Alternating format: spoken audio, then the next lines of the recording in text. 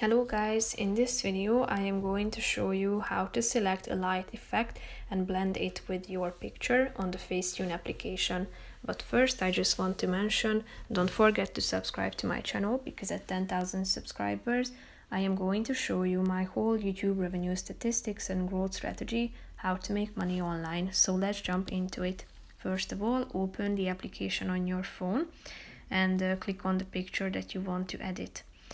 Slide to the right side of the screen until you find this light effect button. Tap on it, and after that you should select from these categories. You have a vast variety of options such as rainbow, iridescent, prism, blink, beam, and so on. So click on the relevant category and the relevant filter that you want to apply.